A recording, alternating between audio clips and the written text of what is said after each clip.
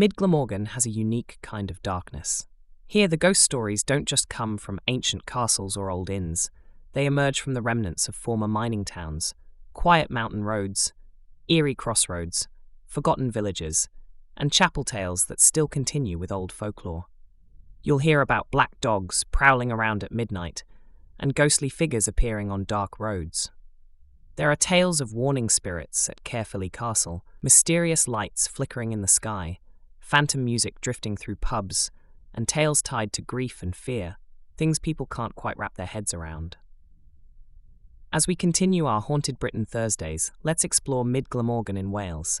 Here, Welsh ghost stories, odd omens, strange sightings, and local legends linger just beneath the surface in everyday places. Get ready for a chilling journey through this fascinating land where the past feels all too present.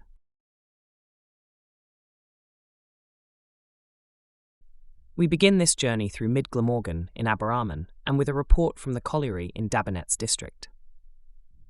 The account dates to the 18th of February 1910, or close to that date, and it describes an incident on a Friday afternoon when 5 men were working in the colliery.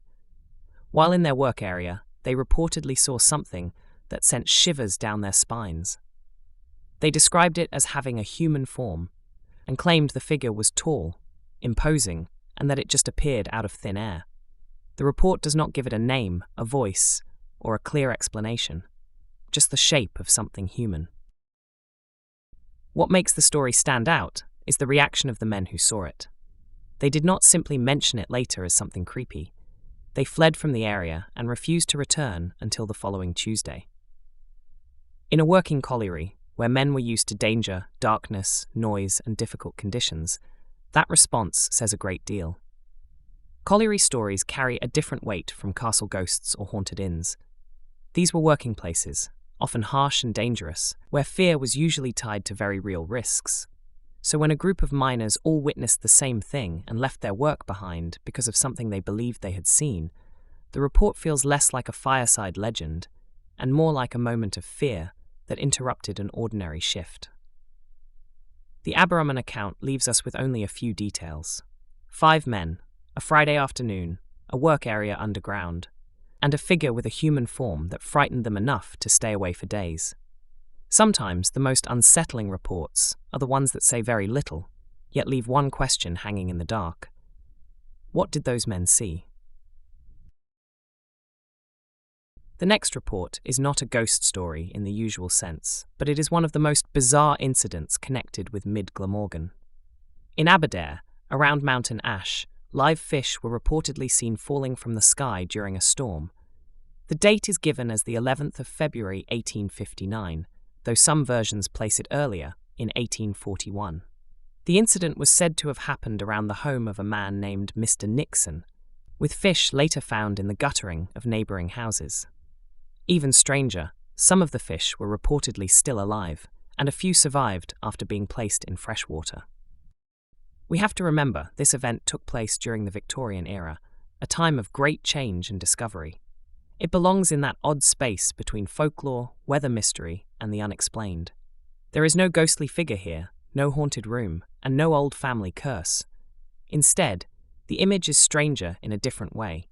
A storm over the Welsh valleys, people looking outside, and small living fish appearing where fish had no obvious reason to be. Reports of animals falling from the sky have appeared in different parts of the world, and they are sometimes explained by waterspouts or unusual weather lifting creatures from one place and dropping them somewhere else. But whether that explains this particular account or not, the story clearly stayed in local memory because of how unnatural it must have seemed to those who saw it. Accounts like this are no doubt the most memorable, that begins with ordinary people stepping outside after a storm and finding something that should never have been there. We move on to Bridgend and to the ruins of Ogmore Castle, where one of the area's older legends is tied to hidden treasure. According to the tale, a ghostly guardian is said to protect a hidden hoard of gold. One story tells of a man who tried to take all the treasure for himself, only to be attacked by the shadow guarding it. He was said to have died soon afterwards from a wasting disease, giving the treasure legend a much darker edge. There is also a spectral woman linked with the castle, and in some versions she is connected directly with the hoard. The treasure itself is said to be haunted by the wailing of its former owners, as though the gold carries a warning with it. Ogmore Castle has another strange belief attached to it. One legend says that anyone who falls asleep there may wake in the past or the future. That detail gives the ruin an uneasy feeling, as if the castle is not only haunted by spirits, but by time itself.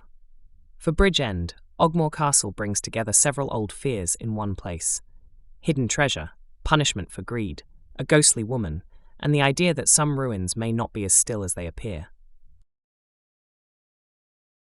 From Ogmore, the story moves to Caerphilly Castle, one of the great medieval landmarks of South Wales. The haunting here is connected to the De Clare family, once associated with the castle, and to a Welsh death warning figure known as the Aberaman. According to the story, this old hag-like spirit was said to warn the De Clares of an approaching death in the family. Even after the family moved away, the figure was still said to appear, drifting towards the castle before disappearing once she entered the ruins. The Aberaman belongs to a much older Welsh tradition. She is not simply a house ghost or a figure seen by chance. She is connected with warning, grief, and the belief that some spirits appear before death rather than after it. Caerphilly Castle also has another reported figure, dressed in red, said to haunt the building. That gives the castle more than one layer of ghostly reputation, but the old hag remains the stronger image, a death-warning presence moving towards the ruins, carrying news no family would ever want to receive. This is the kind of story that gives Mid Glamorgan its own identity within Haunted Britain Thursdays. It is not just a castle ghost. It is Welsh folklore, family omen and medieval ruin all drawn into one account. We move on from castle ruins and up to Caerphilly Mountain, where a very different kind of strange report was recorded in 1909. On the 18th of May of that year, a witness reportedly saw two men speaking in a strange language. The men were said to escape in an airship, which made the account even more unusual. At the time, it was thought they may have been German. But the report also notes that no country in the world was known to have an airship capable of making that kind of flight. This is not a traditional ghost story, but it belongs to that early 20th century world of mystery, rumours, nervous sightings, and reports that sat somewhere between technology, fear, and folklore. The detail of the strange language gives the account a spy story atmosphere, while the airship itself pushes it into something harder to explain. Whether the witness saw an experimental craft, misunderstood something in the sky, or experienced something genuinely unusual, the story clearly stood out enough to be remembered. These strange stories are not only about figures in old castles. Sometimes they involve impossible aircraft, unknown men, and sightings that seem to belong more to mystery than to haunting. The next part of the journey takes us onto the roads around Bridgend, beginning at a crossroads between Bridgend and Llangynwyd. According to the old report, a phantom hound was said to appear there every night at midnight. It would show itself at the crossroads, then trot along the road before vanishing. Several people were said to have tried following it, but each time they lost sight of the animal before they could discover where it went. That is the part of the story that makes it feel strange. The dog was not said to leap out or attack anyone. It simply appeared at the same place at the same time, and then moved off into the darkness. Crossroads already carry a strong place in old folklore. They were places of meeting, choice, burial, and superstition.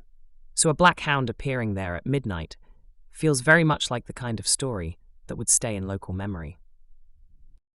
The haunting rests on a simple image: midnight at the crossroads, a dog appearing from nowhere, and people following it just far enough to realize it was never going to lead them to an answer. Another phantom dog is reported at Ewenny, near a crossroads where one road leads towards Ogmore.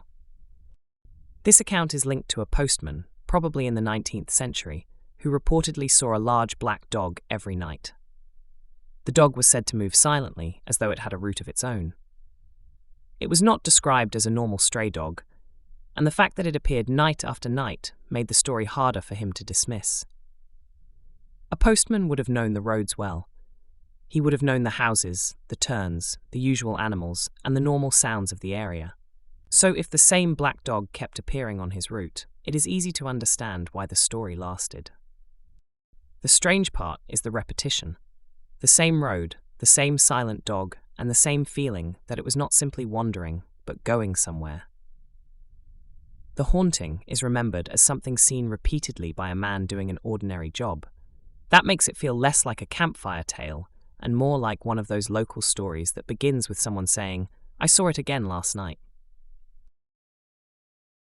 From the crossroads, the journey moves to Eglwysilan and to a dark mountain road, where a motorist reported one of the strangest encounters in this section.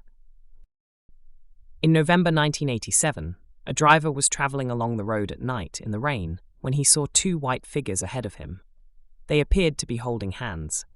Their faces were clear, but he said they seemed to have no noses, and he could not see any legs beneath them. The figures stopped in front of the car and looked straight at him for several seconds. Then they drifted across the road and disappeared through a field gate. This is one of the strongest visual reports because the details are so specific. It was not just a shape at the edge of the road. The witness described two pale figures, clear faces, no visible legs, and that silent moment when they looked directly at him. The rain also matters here. Anyone who has driven along a dark road in bad weather knows how closed in everything can feel. The headlights, the wet glass, the narrow view ahead, and then two figures standing where no one should be. The story ends as strangely as it begins. They moved across the road, passed through the gate, and were gone. The final story in this road section takes us to Llangynwyd, where the local roads are linked with a phantom white horse. According to the report, a snow-white mare was said to appear at night. The story says that even some of the village's bravest residents felt terror when they encountered it, which suggests this was not remembered as an ordinary animal loose on the road. A white horse on a dark road is already a striking image. In older folklore, phantom animals often carried warnings, and horses were closely tied to travel, death, and rural life. But this account is strongest when kept simple. People saw the mare at night, and it frightened them badly enough for the story to survive. There is no need to add more than the story gives us. The road, the night, the white horse, and the fear it caused are enough. So this section closes with one of the old road legends. A pale mare seen after dark, remembered not because of what it did, but because of how people felt when they saw it. The next section begins in Caerphilly, at Morgan Jones Park, with a report from the early hours of the morning in March 2003. Two friends were walking home at around midnight when they saw three silhouettes ahead of them on the path. The figures appeared to be a man, a woman, and a child, walking towards them from about 100 yards away. At first, there was nothing to suggest anything strange. It could have been a small family walking through the park late at night. But as the distance between them closed, the figures began to fade. By the time they were roughly 50 yards away, the man, woman, and child had vanished. That is what makes this story so simple and eerie. The two witnesses saw the same thing. They were walking through a public park, along a path, when three figures appeared ahead of them and then disappeared before they could reach them. No names are attached to the family. No reason is given for why they might have been there. The story is remembered because of that brief moment, three silhouettes walking closer in the dark, then fading from sight before the witnesses could understand what they had seen. Still in Caerphilly, the next report comes from the Panteg Inn, where the haunting is described as poltergeist activity. The inn has closed and is now a convenience store. The account is brief, but direct. It says that the poltergeist made its presence known by moving objects inside the building, with no visible person causing it. That kind of story always feels different from a ghost sighting. With an apparition, someone sees a figure and the moment is over. With a poltergeist, the disturbance can feel more physical. Something moves, something shifts, something behaves as if an unseen hand has touched it. The The story does not give a list of every object involved, so it is better not to dress it up too much. What we have is enough: an inn in Caerphilly, objects apparently moving without explanation, and a presence remembered through what it did rather than what it looked like. For staff or visitors, that kind of activity would be hard to ignore. A strange noise can be dismissed, a shadow can be blamed on light. But when an object moves where it should not, the room suddenly feels occupied in a very different way. The next Caerphilly story moves into a private residence at Penybrin. In August 2007, a visitor was at a friend's home when he saw a blonde woman on the landing. She was described as being in her early 20s, and she walked past him close enough for him to speak to her. He tried to talk to her, but she ignored him and carried on. A short time later, he asked his friend who the blonde woman was. That was when he was told he should have been alone in that part of the house. A search of the property found no one. That is where the account changes. At first, it sounds like a simple mistake. Someone else in the house, a guest the visitor had not met, or a friend of the family passing through. But once the house was checked and no one was found, the sighting became much harder to explain. The woman did not behave strangely in the moment. She walked past like someone who belonged there. That ordinary detail is what makes the story eerie. For a few seconds, the witness thought he had simply seen another person in the house.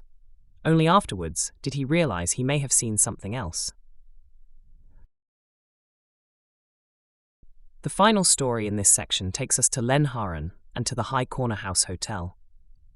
During the 1980s, a dark-haired, shadowy figure was reportedly seen near the fireplace. The account describes him simply as the Dark Man, and he became part of the hotel's haunted reputation. He was also blamed when items mysteriously vanished. A fireplace is a natural place for people to gather in an old hotel. It is warm, familiar, and usually one of the more comfortable parts of a room. But in this story, that same spot becomes linked with a shadowy figure standing nearby. The missing items add a small but useful detail. They make the haunting feel less like a single sighting and more like something people in the building came to recognize over time. If something disappeared, the Dark Man was blamed. High Corner House Hotel gives this section a quiet ending.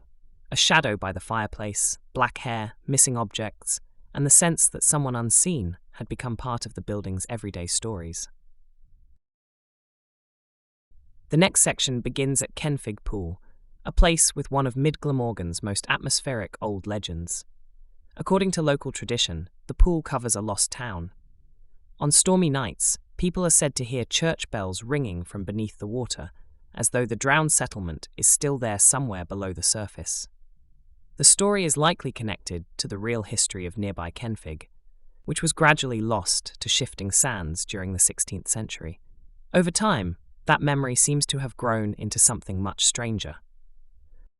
There are other legends attached to the pool as well. Some say it is bottomless. Others claim a whirlpool waits beneath the water, ready to drag swimmers down. These details give Kenfig Pool the feeling of a place where history, danger, and folklore have become tangled together. It is easy to see why the story lasted. A lonely stretch of water, a vanished town nearby, and the idea of bells sounding from below during bad weather. Whether taken as folklore or warning, Kenfig Pool has exactly the kind of legend people remember.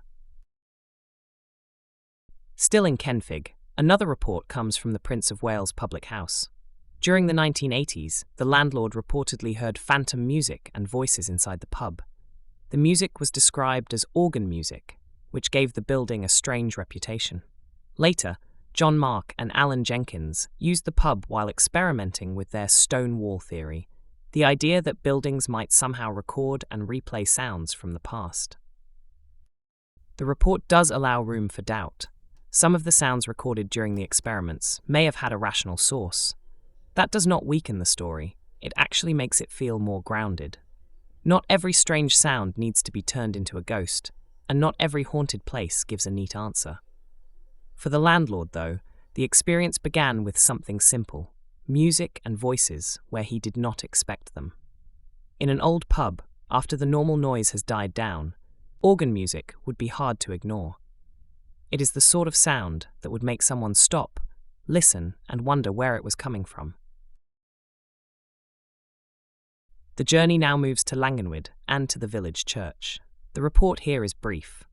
The church is said to be home to a ghostly young woman.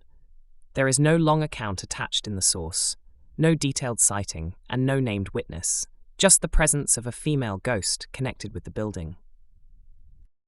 Sometimes that is all an old church legend needs. A churchyard, an old building, a young woman remembered in local ghost stories, and enough silence around the details for the imagination to fill the gaps. After Kenfig pool and the phantom organ music, Llangynwyd Church gives the episode a quieter moment. One village church, one reported female spirit, and a tradition that has survived even without a full story attached to it. Also in Llangynwyd, the next story takes us to Eglwysilan farmhouse, and this one has a very different flavour from the others. In the early 19th century, an apparition was said to appear to any stranger who approached the house after dark. That alone would be enough for a local haunting, but the oddest part of the story is what finally stopped it. According to the report, the entity left after a basket of charmed hazelnuts, left by a former tenant, was removed from a windowsill. It is a strange little detail, and it sounds exactly like the kind of thing that belongs to older folk belief. Not a priest, not an exorcism, not a grand ceremony, just a basket of hazelnuts on a windowsill, believed to have some connection to the haunting. The story does not explain why the hazelnuts mattered. That is part of its charm. It feels like a fragment of local tradition, the sort of tale that may once have had more detail, but now survives through one very unusual image: strangers after dark, a farmhouse apparition, and charmed hazelnuts quietly sitting by the window. The next Llangynwyd story is connected to a ghost known as Phil Capel. According to the account, Phil's ghost harassed a local man named Will Howell and forced him to carry out strange tasks. One of those tasks involved throwing gold and silver into the river. The spirit also spoke to the girl who had cared for him at the end of his life, telling her to take a hidden purse containing a half-guinea and hide it somewhere else. This is one of those Welsh ghost stories that feels rooted in old ideas about money, guilt, unfinished business, and the dead refusing to settle. The ghost does not simply appear and vanish. He gives instructions. He interferes. He makes the living act on his behalf. There is a practical strangeness to the account. Hidden money, a river, a purse, a dying man, and a ghost still concerned with where things should be placed after death. It feels less like a haunting designed to frighten people, and more like a dead man still trying to settle matters that should have ended with him. The final story takes us to Pentre Farm, also in the Llangynwyd area, and it is one of the strongest accounts in the Mid Glamorgan collection. The story centres on Philip Thomas and a serving girl named Catherine. According to the report, Catherine refused to give Philip a glass of water while he was dying. After his death, his ghost was said to return and torment her. The activity was not quiet. Philip's ghost reportedly threw a bucket of water over Catherine, instructed a child in the house to burn clothing, and pelted the building with stones. The account also says his ghost never left Catherine's sight and even tried to strangle her. A local vicar tried to banish the ghost but failed. The haunting only ended when the vicar of Llangynwyd managed to rid Catherine of the spirit, after which the household was said to return to normal. This is a strong final story because it has a clear shape: a dying request refused, a ghost returning in anger, a household under attack, and a banishment that finally brings the disturbance to an end. For Mid Glamorgan, it closes the episode on one of its most forceful old legends, not a distant figure on a road or a sound in an empty room, but a ghost with a grievance, a named victim, and a haunting that had to be driven out before the house could be peaceful again.